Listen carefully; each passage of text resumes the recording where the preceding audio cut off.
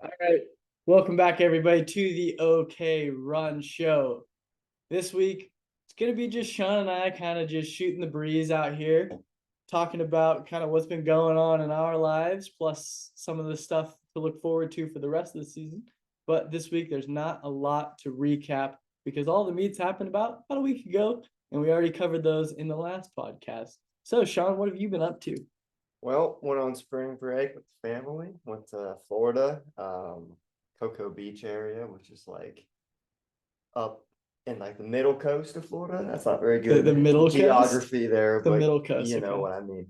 And then went to Universal Studios, saw Harry Potter World. That was pretty cool. So is it Love me like some Harry near, Potter. is it near Orlando?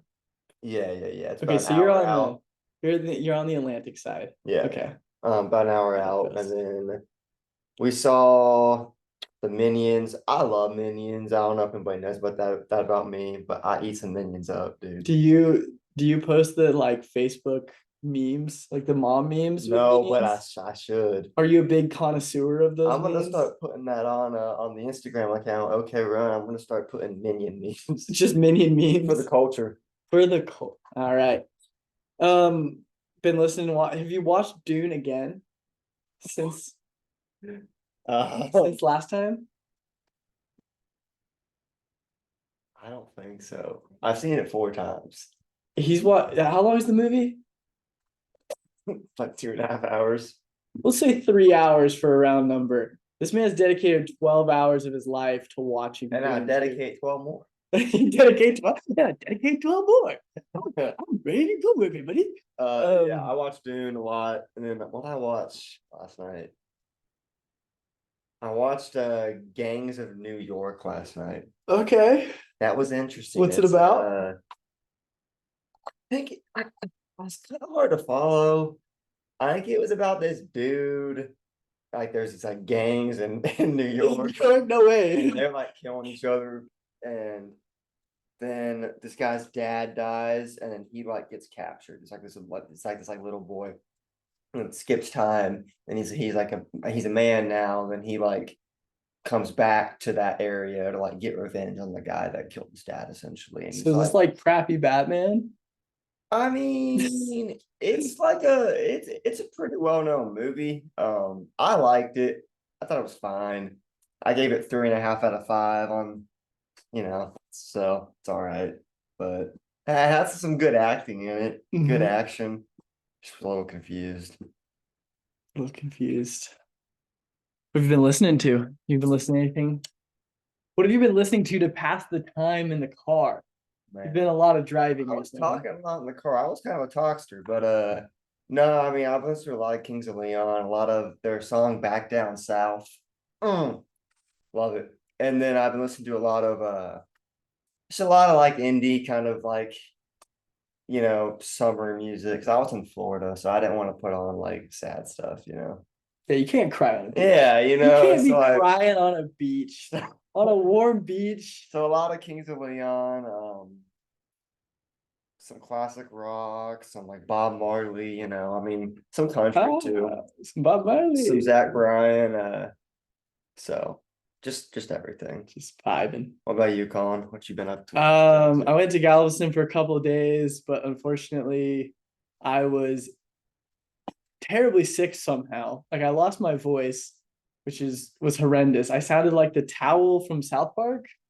Heck yeah. It was Love South Park. awful. And if you don't know the towel from South Park, go watch South Park. If you're too young for South Park, don't watch South Park. Actually, do character building.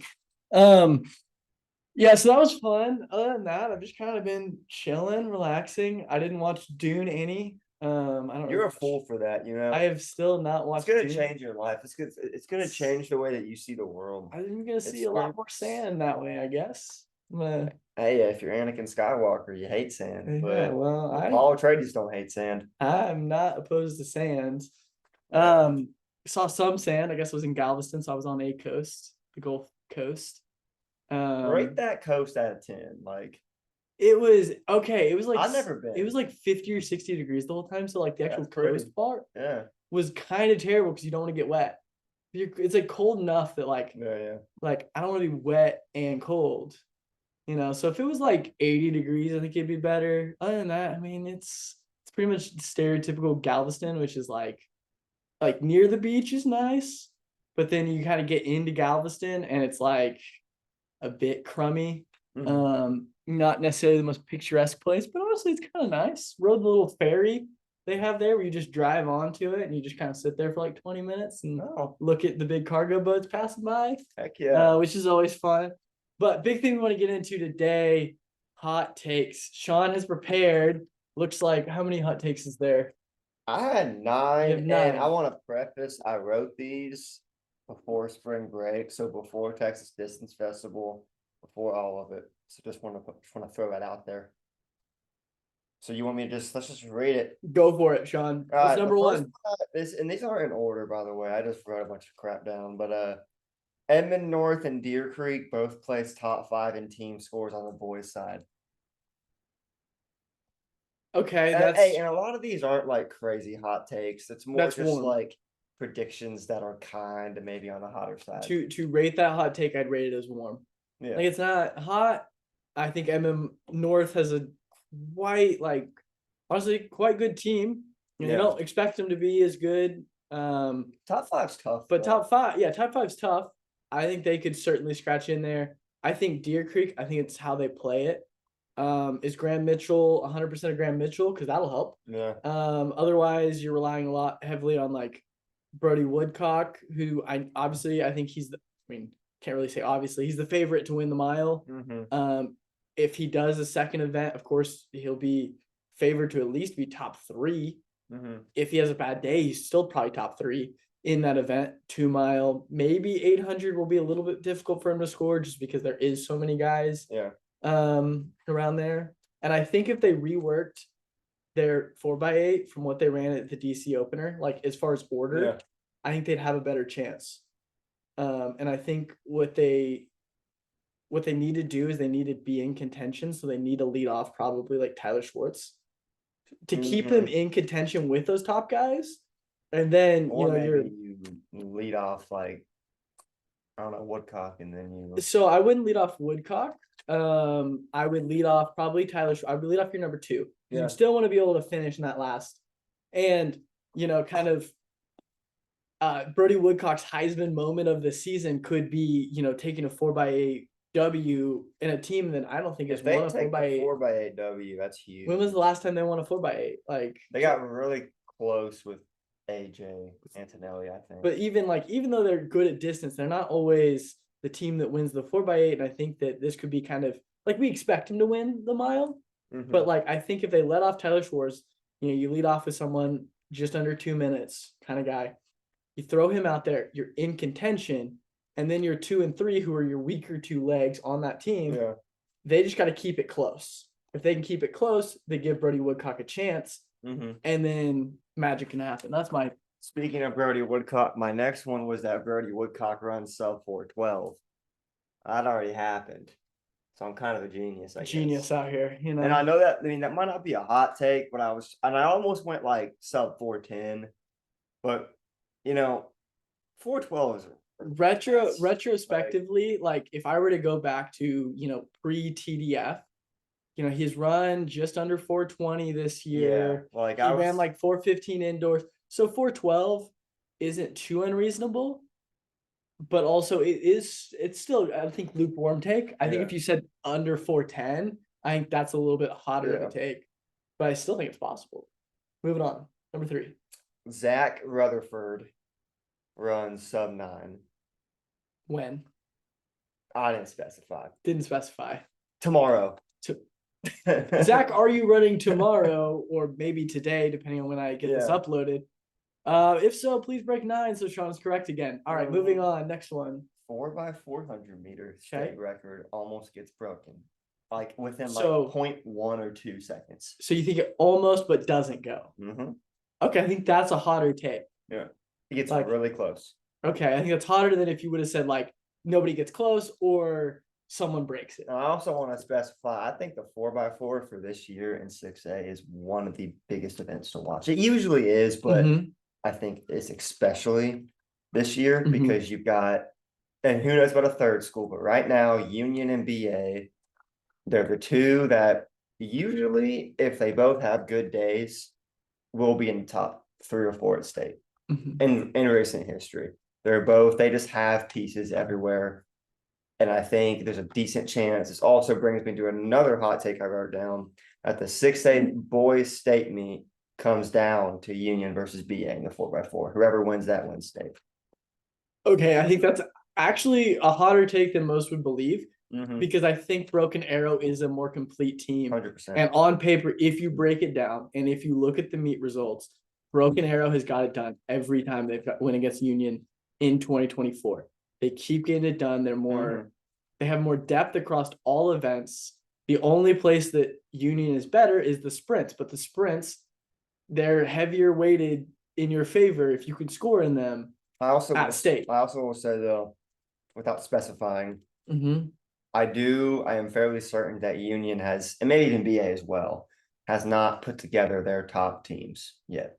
Mm-hmm. Like I do not think that the 4x4s and 4x1s that you see right now are 100% going to be the ones that you see come state time. I agree. I agree. And from knowing and talking to coaches, a lot of times, you don't want to show your full hand during the season.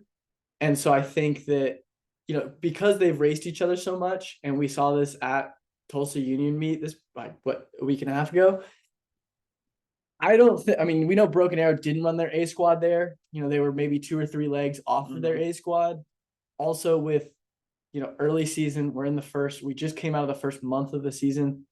Like, you don't know where guys are at. Guys are going to come on late. Some guys maybe are kind of peaking too early. All this stuff happens. There's a lot of gamesmanship of the top coaches. They're going to be trying to hey, this is what we got. And it's really just a Trojan horse of, no, actually, we're hiding a couple guys back here. But yeah, moving on. Next one. Gentry Turner wins the 1600 meter. Over Bella Nelson. But could be a bunch of people. Who knows? Come state. I think that's a hot take because Bella Nelson was after last year, heading into this year, she was your odds-on favorite. You see what she does in cross. She proves, hey, yeah, I've got the speed of 209. Yes, I'm a sub-5 miler, but I also have the strength. So no matter how you try to take it to me, I'm gonna be able to respond. But I think, Gentry Turner kind of showed us something else. She gunned to tape, led that race at Tulsa Union. 4:59. Bella Nelson for a lot of it too. At TDF ran 4:57. Correct? At TDF with competition. I want to see him face off. They're Bartlesville, Owasso, so I imagine we're going to get to see him at least once, if not 2 times before state. I don't think it's that crazy of a hot take, but also it's still a pretty hot take. Girls shot put state record goes down. Okay. I agree. I think it will. Hot take, maybe not. I think whenever you say a state record, it's a hot take. It still has to, there's still some weight. It doesn't matter who the athlete, how close they are. I feel like if you throw out state records, it's I don't think we've got to see Tylee Dotson of Ada compete yet to see where she's at, but we have got to see some other girls that honestly are not that far off either. So I think a hotter take, or way to make your hot take a bit warmer, is that Tylee Dotson, who went over the state record, what it was 2 years ago. So she went over it at this past state meet, but somebody else in the same competition, a senior, Dayana Douglas, went a bit farther. So I think a hotter take, to make your take a bit warmer, to put some little gasoline on the fire, you say that the state record goes down, but it's not Tylee Dotson. So it's somebody else manages to get it. So that's the new hot take. New hot take. I'm helping them out here. All right, moving on. Next one. Trey Baker wins the 800, 1600, and 3200 at state. He triples. Triple W's. I think that's not unreasonable. I'm trying to think. It is state though. It's tough to do that. And I think I don't care how good you are. State is. I think 800 meter to win even in a single event. I think 816. Okay, I think 800. I'm gonna rephrase this. 800, he's a lock regardless. But to think how the state meet is set up, if he loses the 800. Well, yeah, that'd be wild. Granted, 800 is crazy. Things can happen, but I think he's a lock for the 8. And I think what may happen, he can win the 32. 32 is the day one. Let's say he also runs a 4x4 or a 4x8. Probably a 4x4. I don't know how their 4x8 looks. but let's say he does one or the other. So he's got a 4x4 on his leg from prelims day one. He has 3,200 meter on his legs. He has 800 prelim finals, gets the 16. A guy like Rowan Myers, who I've kind of started dubbing Mr. Second Place, because every meet against top competition, he manages to get second. Which is really impressive. No, it's not a knock. This is not a knock at all. Like, he always is there. What if In that's the the mix, time that he actually can knock him off? That'd be hype. But I think that not what my hot take says. not what his hot take. That's my hot take, is that Rowan Myers can take down a fatigued Trey Baker. Not a fresh Trey Baker, because fresh Trey Baker we've seen is different. But even in that race, he's been close. He's been close with Zach Rutherford. He's been close so many times. He gets it done at state. The last one. Go ahead. The final one. Who do you think it is? Who do I think it is? Give me an event group. It's a girl. Girl. Distance. Bella Nelson. Bella Nelson breaks. This is a pretty hot take. Breaks the 800 meter state record, which I mean is she was already close. She's 209, which the record's what, 208? 209, but I think it's like 209 lower than what she did. Okay. It might be 208 though. Mm-hmm. Breaks 800 and breaks the 3,200. That'd be an interesting double. Both state records go down this year. At state or during regular season? I didn't specify, but I do feel like if state is a fast day, I do see a universe where Bella Nelson breaks 832 and then loses the 1,600 to Gentry Kerner. I could see that happening, actually. But see that who knows? as a possibility. I mean, it could be anything. Again, it's a hot take, so it's not likely to happen, but I think that it's possible to happen. Moving on, out of kind of segueing from hot takes over to what has been your favorite moment so far of the season? This far. I mean, we're a month into the season, got about 6 weeks left. What's your favorite thing you've seen across the state? Okay. When we went to the Tulsa Union meet, one of my favorite things that I saw was Daniel Davis. They're one of their distance kids, run a 156 in the 800. Okay. In the open 800. I knew he was fast, and I mean, but that was a very impressive run. I don't know if you remember, but he took it out really hard. He took it out gutsy, for sure. And we were like, that might be a little too much, because he's kind of been hit or miss sometimes. So it's like, and he's young. He's a sophomore. So it's like, hasn't had a ton of experience, but he took it out, and I'm like, okay, that's pretty quick. And they didn't really slow down all that much. And to finish 156 solo, essentially, in wind, and that's pretty dang impressive, especially as a sophomore. So I mean, I don't know what his work ethic is like, but if it's strong, or maybe he can figure that part out, he could really be something special. For sure, I think so. That's been my favorite moment, partly because I think I was there. It's hard to pick a favorite moment for when I wasn't present for. Yeah, and that, like, my favorite moment so far might be the best race we've got to see, which is the Morgan Kirkland, Natalie Dugan at DC. I think that's my favorite moment so far, just because it was just such a great race from the gun. Like, we thought it was like, hey, this might be a 5 flat race. Yeah. Which those are electric, and at the Union meet when Gentry broke 5, that was electric. But that whole race, like Kirkland trying to drop Dugan holding on, Dugan had race on her legs, and then kicks for home, 50 meters to go, passes Kirkland. I think that was that was cool race. And it was such a great race that we thought the time was faster than it was. And even though the time wasn't as fast, it was still one of those that, like, the results didn't do it justice for how good of a race it was. So if you just look at the numbers, you're like, all right, it's a nice race, close race. But then when you get to see it, it's a whole different story. And I think that's my favorite so far. Shawn, what are you looking forward to the rest of the season? Definitely the 4x4. And then distance-wise, I really want to see if someone can contest Zach Rutherford or like Brody Woodcock in some meets, Mhm. like genuinely contest, you know, like maybe like come down to the line in the 32 Mhm. or the 16. And then I would say Atticus Thompson. I'm excited to see what he's able to do.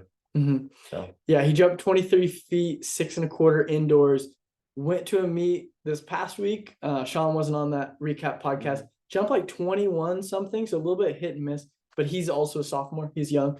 And so his consistency isn't always there.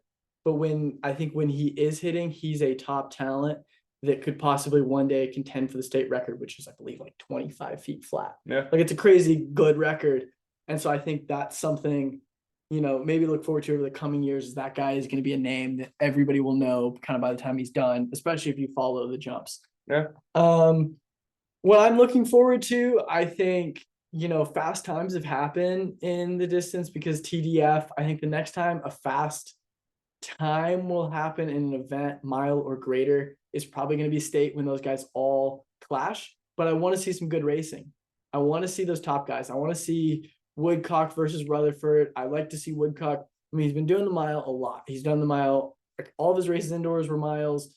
All of his races so far have been 1600s. I want to see him in a 32. I want to see him in an open 8. I want to see him kind of in some other things where I think he's more likely to get challenged by other guys in the state. So I would love to see some of that. I just want to see good matchups. Sprint wise, I think that the state's super windy, and I would love if those guys. I want to see some of our top sprinters go down to Texas and race those top Yeah. sprinters. I want to see a Dejon Gaines go down there and race guys that are 47 point guys, because I think Dejon's a 47 point guy. I want to see our top sprinters run fast. And I would love if they got to go out of state more, but I know like the sprinters, I mean, kind of historically don't really go out of state. They don't travel as much as the distance teams do. But I still want to see fast times, and those guys somehow at state, that's where all your state records always come from on the sprint side, where distance records usually come at a TDF, at an Arcadia, at some big meet that they travel to. It's usually never happens in Oklahoma unless it's meet of champions when they set it up. So I think that's what I'm most looking forward to, is just great racing and fast times on the sprinters. Right. So kind of the last thing we have today are some fan submitted questions.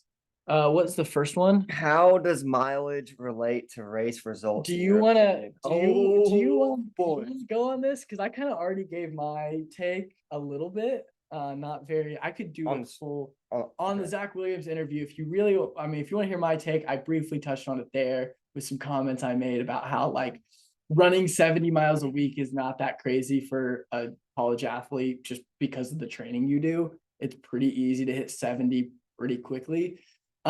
Shawn, give your take, because I do have a little bit written down here to be a little more. Are we talking about succinct. high school? I'll just riff on mine. I have some notes. So what I will say is it depends. That's exercise science's favorite thing in the world to say when you ask this kind of question. It depends. What distance are you racing? 800 mileage correlates a lot less than running a 10K. What age? In high school, it's way easier to overdo mileage in a developing body when you don't have tissue tolerance because you're a new runner. So it's way easier to overdo it in high school. So it's better to just stay on the cautious side. You'll probably have better results on lower miles. I agree. Are you a freak talent? Because if you're a natural freak, you can get away with running less mileage. If you're not as talented, you got to work harder. That's kind of the rule of life. Do you do a lot of cross training?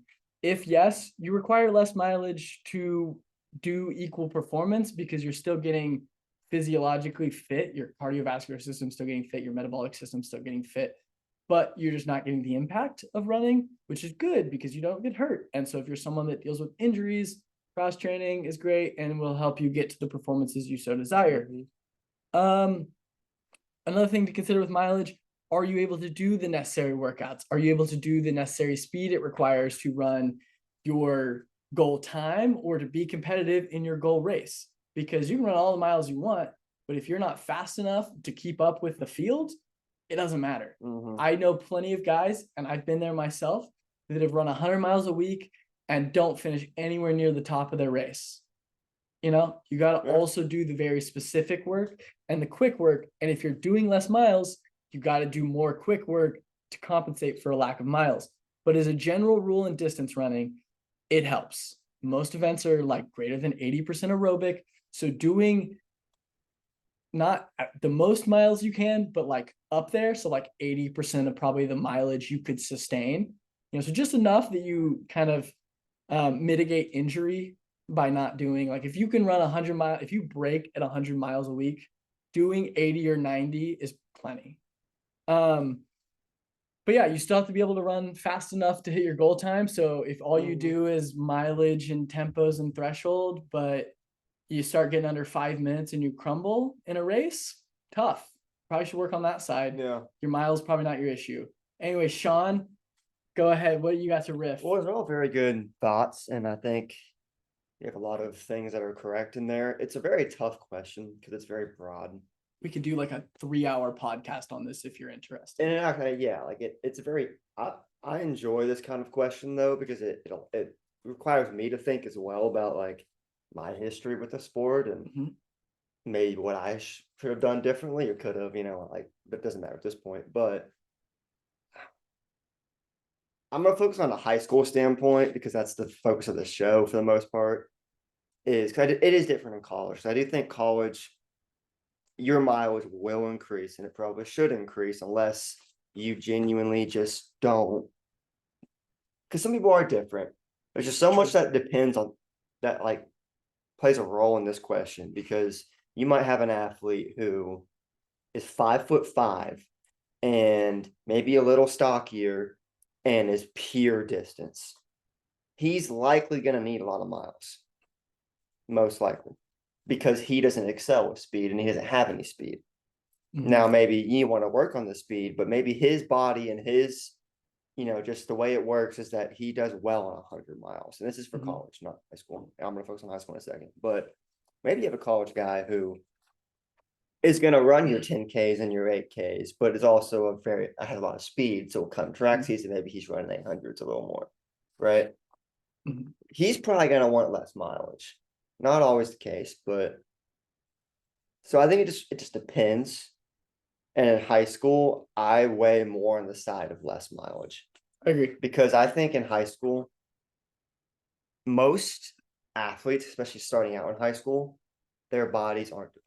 No. If you're a guy, I'm pretty sure the age is like 25 when your body completely stops. That's the number for the brain, but like physical, like, but in high school, you're going through puberty. Yes. Like there's a lot of like, think about how big you are as a freshman versus how big you are as a senior. Like there's a lot of growing that's happening there.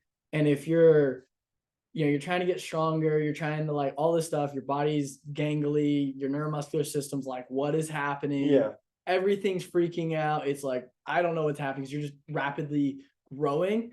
That err to the side of caution when you can, for sure. Because I mean, you know, and it works out for some people. Some people can run 60, 70 miles a week at that age. I just feel like usually that's a very dangerous can be for sure attempt, because even if it works for a couple of years, a lot of times that wear and tear on your body when it's not developed is going to be it'll tear you apart when it comes to college, when it comes to senior year of high school, because then that's when things get serious. And another thing with like running 60 miles a week, if you're a high school kid who doesn't love running and you're forced to run 60, 70 miles a week, you're going to hate it. You're going to hate it, and you're going to be mentally, physically burned out. So even though you may have a great training plan and you may be able to physically handle it, mentally you may just go, I hate this. I don't like running anymore. It's so monotonous and droning on to me. That again, running 30 miles a week, which is less mentally taxing because you don't have to be like, oh, I got to go run again. You know, you're running 4 or 5 days a week. You're like, this is great. You know? So again, and also with physical development, that age, it's way better to develop your speed then, because speed you can develop a lot better younger.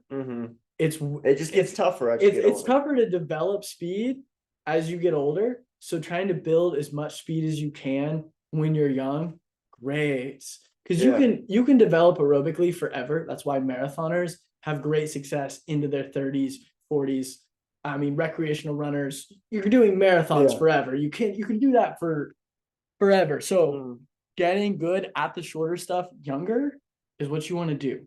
And For I mean, sure. it saves your body too, I think. It can, yeah, it can. And yes, I mean, like, look, if you're a high school kid and you're running 50, 60 miles a week and it's working great, cool. Mhm. This is it. I don't think there's a specific answer to this question. There's not. It is entirely dependent on how you know your body and maybe what some doctors say or some whoever the heck. Like, it's not a specific thing. Biggest thing I'd tell you as a high school athlete, for better or worse, just listen to your coach. Mm-hmm. Just listen to your coach, because the second you think you know more than your coach, then you start to kind of build some resentment of like, oh, I don't need to be running these miles. So don't take what two idiots say on a podcast. Yeah. Just, go with it. Trust your coach. I hope you guys all have great, wonderful coaches who have your best intent in mind. And most of them do, even if they don't necessarily know the science behind the training. Just do what they say, take it as it comes, and, develop as you do. And it'll all work out in the end. But enjoy it. Have fun. Yeah. If you have fun running 70 a week, do it. If you have fun running 10 miles a That's the week, key. do it. It all comes down to, especially at the high school level, and honestly, even up into the professional level, the college level, have fun. That's number one. Exactly. Next And question. We're gonna move on from that, because we could genuinely, Shawn and I could probably sit here for an hour. I know I could. mhm. I could do a solo like 3 hours on mileage and training and periodization and physiology and the metabolisms and all the stuff that you would learn in college if you get a physiology degree. But next, what freshman classes are looking the strongest? So like core groups of freshmen. So we got this question submitted. I had to go look through like top freshman rankings, which spurred the freshman top 20 list that I published. But some freshman core groups. What I looked for is what schools had freshmen and they had multiple freshmen near the top of like various event groups. So like Broken Arrow, for example, on the boys' side, they've got a great group of young sprinters. They had like 3 or 4 guys.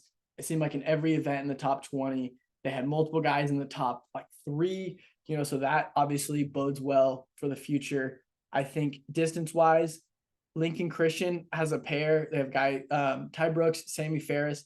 They both ran around 10 flat at the Union meet.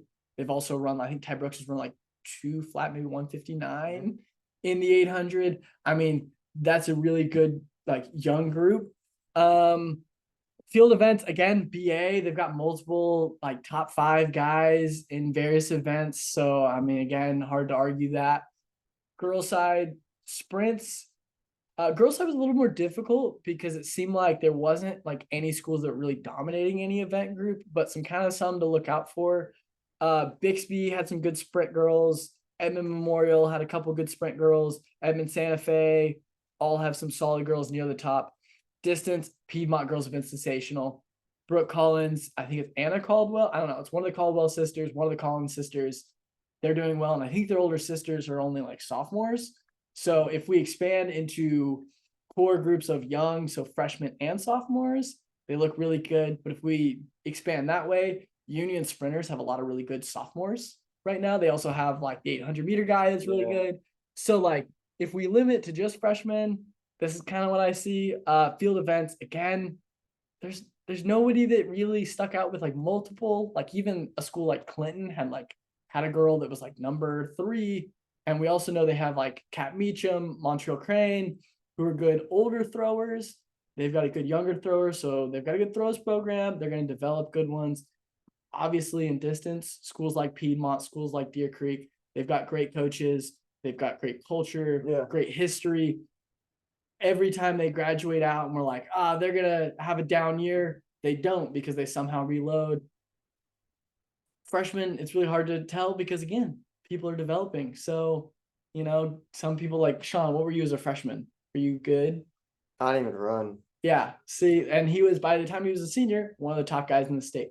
So it can be a bit misleading to look at just freshman top lists, but unless we were there at practice with them every day, we don't know how these kids are developing. We don't know. Last question is a fun one. How many donuts could you eat in a minute without water? I don't think you need water in a minute of donuts, so I think that's not a hurdle. I think the real question is what kind of donut? It's a very philosophical question here. Oh, there's layers. Ogres, onions, and this question, all three have layers. What do you think? Okay, I'll give you like a donut style, and you tell me how many you could eat. All right. Shoot. The like Little Debbie, like the small ones, the powdered ones. Oh, I feel like that's tough without water, actually. see, but that powder, man, that powder. I think that dries you up. Powder drives your I think it, yeah.